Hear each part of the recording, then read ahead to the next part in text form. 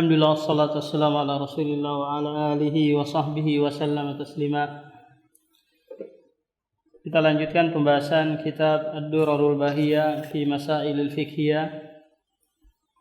Babu as-sawmi at-tatawwu'i. Bab puasa sunnah, di mana dalam bab ini penulis akan menyebutkan puasa-puasa sunnah. Dan ini merupakan pelengkap dari puasa yang wajib.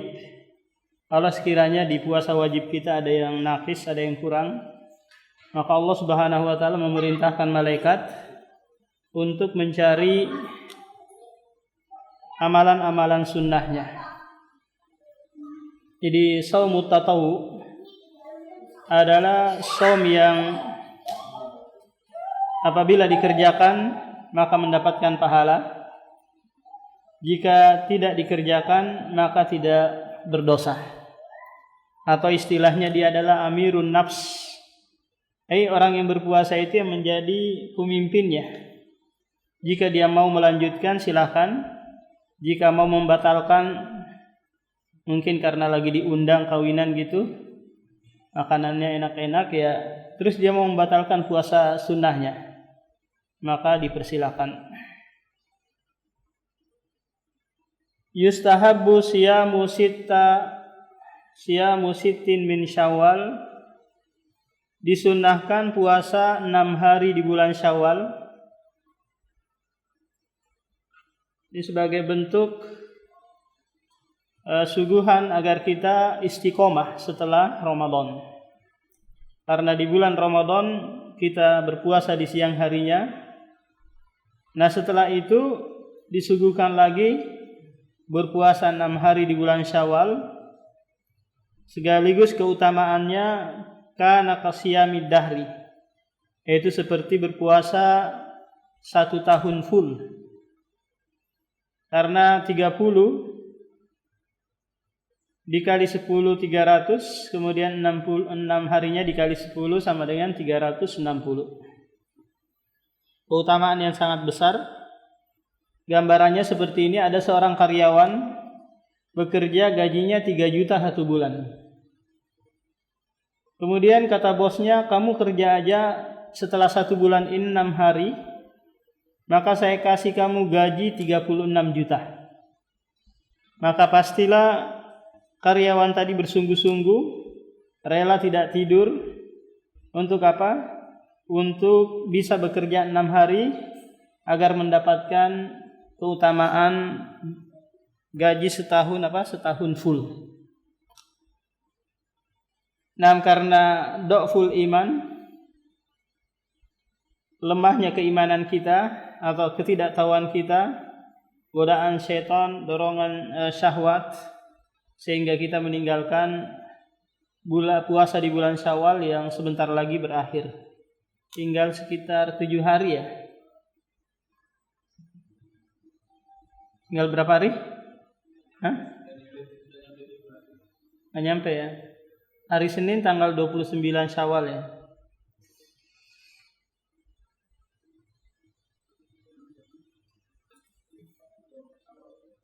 Wa tis'i Dzulhijjah, dan berpuasa tanggal 9 Dzulhijjah. Ini merupakan puasa sunnah. Mau nanti mulai startnya tanggal 1 Dzulhijjahnya atau langsung tanggal 9-nya saja, maka akan mendapatkan keutamaan berpuasa di bulan Di bulan Dzulhijjah, tanggal 9 Dzulhijjah. Dan ini berkaitan dengan tanggal, tidak berkaitan dengan adanya orang ukuf di Arafah.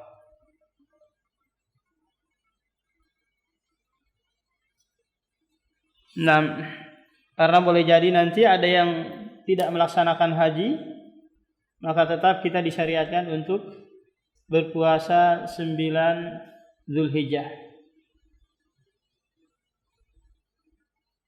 Adapun dalam bentuk penyelisihan kepada ini nanti itu puasa Muharram. Wa Muharraman, demikian juga puasa Muharram.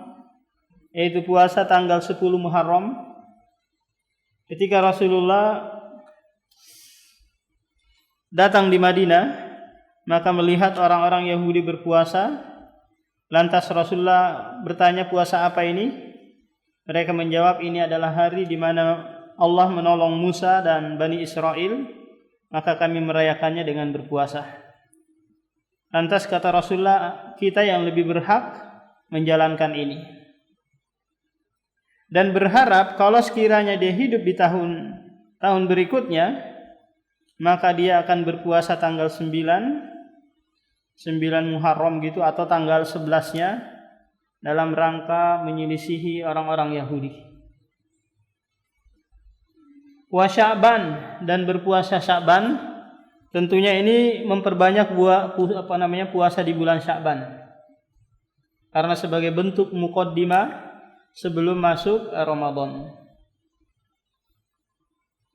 Wal Isnaini wal Khamis, puasa Senin dan Khamis. Nah, kalau Rasulullah ditanya tentang puasa hari Senin, maka Rasulullah mengatakan, dzalika yaumun ulidtu fihi wa unzila alayya fihi. Hari Senin itu adalah hari di mana aku dilahirkan, sekaligus aku diangkat menjadi nabi dan rasul. Tidak ada isyarah dari hadis ini bahwa adanya dalil maulid Nabi. Kenapa? Karena Rasulullah hanya berpuasa, tidak merayakan dengan perayaan sebagaimana yang dilakukan sebagian kaum muslimin. Demikian juga puasa Khamis di hari Kamis, karena hari Senin dan hari Kamis adalah hari di mana amalan-amalan kita diangkat. Maka Rasulullah senang berpuasa di hari tersebut, di mana amalan-amalannya diangkat. Kemudian kata penulis, wa ayyamul bidi, kemudian puasa ayyamul bid tanggal 13, 14 dan 15. Kata Rasulullah sallallahu alaihi wasallam, sum fi kulli syahrin salasah. Berpuasalah di setiap bulannya 3 hari.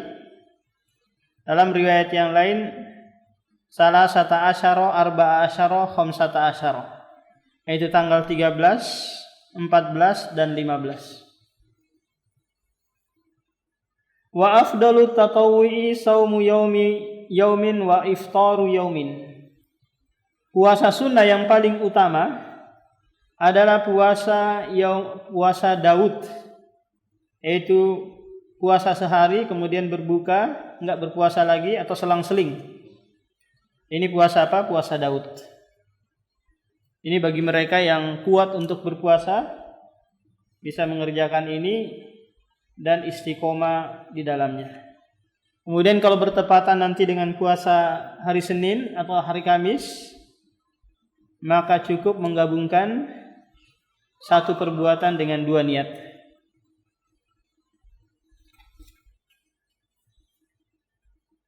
Wa yukrahu shaumud dahri, ai dibenci berpuasa setahun full.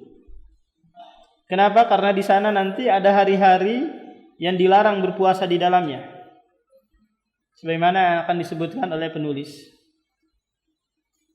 Wa ifradi yaumil jum'ati wa yaumis sabti wa yahrumu shaumul idaini wa ayyamit tasyriki istiqbalu ramadan bi yaumin aw yaumaini.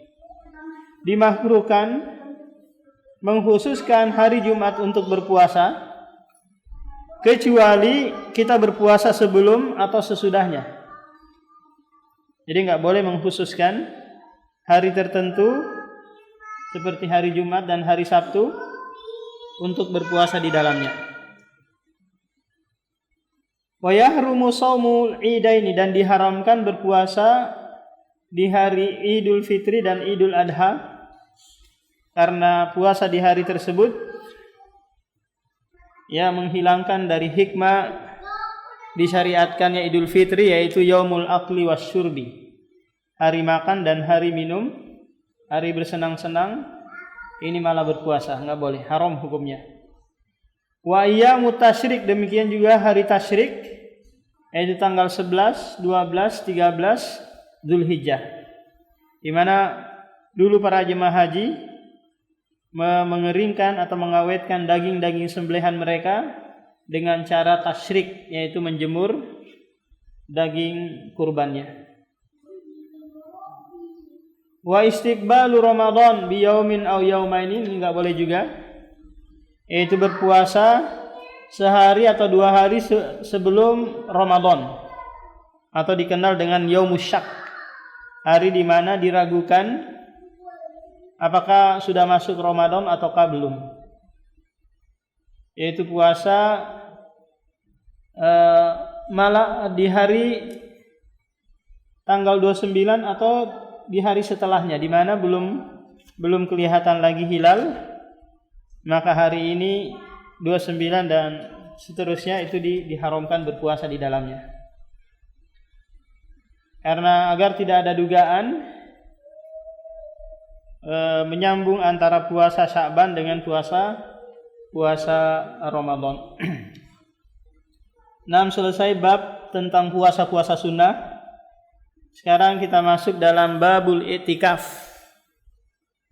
I'tikaf ini secara bahasa adalah al-muksu fil masjid, yaitu berdiam di masjid taqarruban, dalam rangka mendekatkan diri kepada Allah, menjauhkan hal-hal dunia untuk sementara waktu, fokus ibadah, dan tidak terikat hanya di bulan Ramadan saja atau hanya bagi orang yang berpuasa saja. Jadi i'tikaf ini boleh di bulan Syawal, boleh di Dzulqa'dah, Dzulhijjah dan yang lainnya. Meskipun afdolnya adalah i'tikaf di Ramadan, di 10 terakhir bulan Ramadan. Karena Umar bin Khattab pernah bernazar untuk i'tikaf semalam di Masjidil Haram, maka kata Rasulullah, fa'ufi nadrak, penuhilah nazarmu.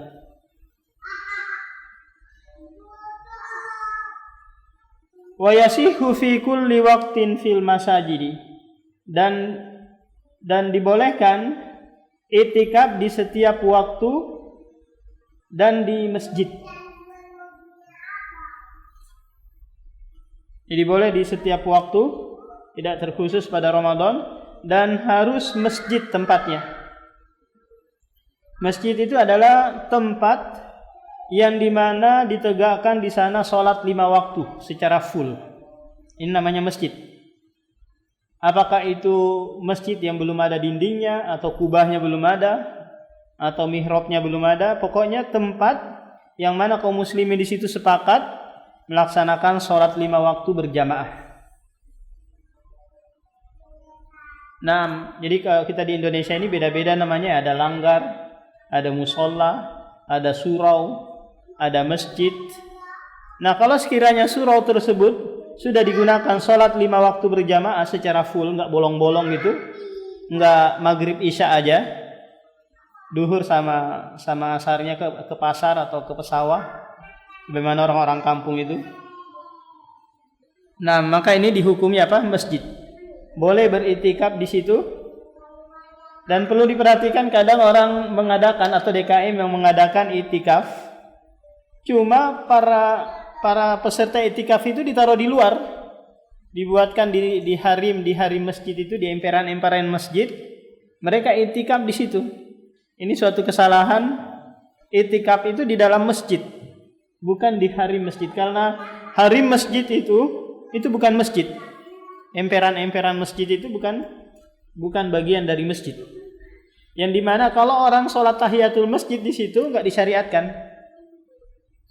dan dibolehkan jualan di situ, di emperan masjid. Gimana kalau dia iktikaf di situ? Ya nggak sah iktikafnya. Wa antum akifuna fil masajid, sementara kalian iktikaf di masjid.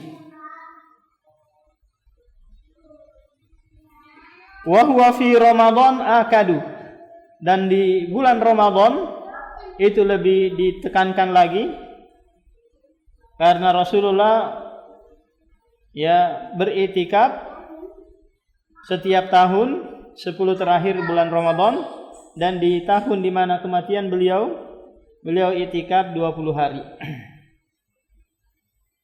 Siyama, lebih-lebih lagi fil asyril awakhiri, lebih-lebih lagi di 10 terakhir bulan Ramadan, karena di sana ada Lailatul Qadar.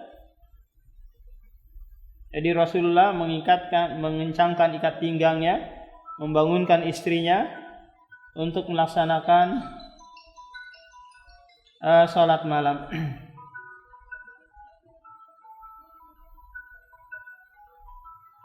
Wa yustahabbul ijtihadu fil amali fiha, dan disunnahkan bersungguh-sungguh mengerjakan amalan di saat itikaf. Tentunya amalan yang terbaik di saat itikaf adalah qiraatul Quran, membaca Al-Quran sekaligus mentadabburinya. Kalau sekiranya ada ustadz yang ikut itikaf juga, maka mungkin bisa meminta kajian tafsir sekaligus talqin ayat-ayatnya yang mau ditafsirkan. Jadi itikaf itu adalah muksu, berdiam di masjid, dan dia tidak boleh keluar kecuali ada hajat, ada kebutuhan insania, mungkin BAB, mandi, atau beli makanan, minuman, dan diusahakan cari yang terdekat. Kalau sekiranya ada paling dekat di sini nasi kuning, kemudian di sebelah sana ada nasi goreng, maka nggak boleh diambil yang lebih jauh sana untuk mengikuti keinginannya, tahsiniyatnya. Hajiannya sudah terpenuhi di nasi kuning itu. Nah, kalau dia melewatinya, maka itikafnya batal. Dan itikaf itu minimalnya 1 malam. Minimalnya 1 malam. Ini pendapat yang kuat berdasarkan nazarnya Umar bin Khattab. Wa qiyamul layalil qadari, dan menegakkan malam-malam Lailatul Qadar. Jadi Lailatul Qadar kita tahu dia adalah malam yang lebih baik daripada 1000 bulan. Dan dia pasti datang di bulan Ramadan, apakah di awal, di tengah, ataukah di akhir. Tapi kebanyakannya itu di akhir bulan Ramadan, di malam-malam ganjil. Dan tidak mesti harus di masjid, bisa menjemputnya mungkin di kantor, di laut, di atas kapal, dan yang lainnya. Karena hati kita sudah siap untuk menjemput malam Lailatul Qadar. Wala yakhrujul mu'takifu illa lihajatin. Jadi dia tidak boleh keluar kecuali ada kebutuhan. Kalau keluar nongkrong-nongkrong, ngobrol-ngobrol, ini bukan hajat, ini kebiasaan. Apalagi keluar teleponan gitu, sibuk WA-an di luar, maka ini membatalkan itikafnya. 6. Selesai pembahasan tentang puasa, dan ini akhir dari pembahasan puasa karena dia berkaitan erat dengan itikaf. Kemudian kita masuk dalam pembahasan rukun Islam yang kelima, yaitu Al-Hajj, Kitabul Haji. Allah Subhanahu wa taala berfirman di dalam Al-Qur'an surah Al-Imran ayat 97, walillahi 'alan nasi hijjul baiti man istata'a ilaihi sabila. Jadi kewajiban bagi manusia adalah berhaji ke Baitullah bagi yang mampu.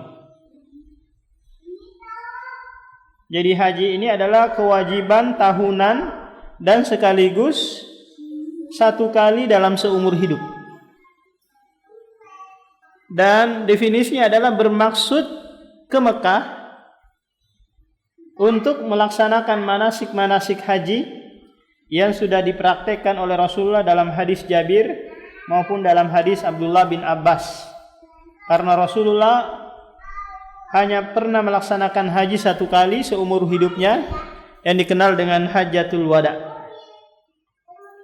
Haji ini terikat dengan tempat dan terikat dengan waktu. Tempatnya di Mekah sana, nggak boleh pergi ke India untuk haji atau pergi ke Bangladesh dan yang lainnya. Nah, terikat dengan tempat dan terikat pula dengan waktu. Ada waktu-waktu musim haji dan puncak-puncaknya tanggal 13, tanggal 8 sampai tanggal 13 Zulhijjah. Yajibu ala kulli mukallafin mustati'in fawra. Kewajiban haji bagi setiap mukallaf. Mukallaf itu adalah orang yang dibebani syariat. Tentunya dia sudah balik, sudah berakal, sudah mumayyiz. Adapun ketika dia berhaji di masa kecilnya, karena orang tuanya mungkin kaya, akhirnya menghajikan dia sebelum balik. Maka para ulama berselisih tentang hal ini, apakah hajatul Islamnya sudah terangkat ataukah belum? Dalam artian kalau dia sudah balik, apakah dia harus mengulang hajinya ataukah tidak? Ini menjadi permasalahan di antara para ulama. Kalau yang mengatakan harus diulang, berarti di sini bukan hajatul Islam yang dia kerjakan. Pahalanya nanti pindah ke orang tuanya. Mustati'in, dan dia mampu. Jadi mampu ini adalah mereka yang memiliki perbekalan sekaligus memiliki kendaraan. Kalau sekiranya dia mampu berjalan kaki, mungkin dia tinggal di sekitar Saudi gitu, Yaman, Oman, Emirat, Qatar dan yang lainnya, mampu berjalan kaki meskipun 1000 kilo, ya silakan. Berarti siapkan perbekalan saja, perbekalan untuk dirinya dan sekaligus keluarga yang dia tinggal. Karena jangan dia semangat haji saja, terus istrinya, anak-anaknya kelaparan di belakang. Meskipun nanti boleh haji dalam keadaan meminjam uang atau uang pinjaman yang dia pakai haji. Adapun perempuan, maka di antara bentuk istita'ahnya adalah memiliki mahram. Jadi perempuan memiliki mahram. Apakah itu suaminya, mertuanya, saudara laki-lakinya, anaknya, pamannya, kakeknya. Nah, ini adalah mahram-mahram. Karena kata Rasulullah, la tusafirul mar'atu illa ma'adhi mahram. Tidak boleh seorang perempuan itu safar kecuali bersama mahramnya. Apakah itu safar yang sifatnya ibadah, haji tadi, ataukah safar yang sifatnya mubah, berdagang, menuntut ilmu dan yang lainnya. Gimana kalau sekiranya dia nggak ada mahram? Nah, biasanya Kemenak atau kementerian dalam hal ini mencarikan mahram sendiri, membuatkan mahram jadi-jadian gitu. Nah, ini nggak benar. Nah, kalau dia tetap memaksakan berangkat gitu tanpa mahram, maka hajinya nanti tetap sah, tapi ma'al ism, yaitu dia berdosa.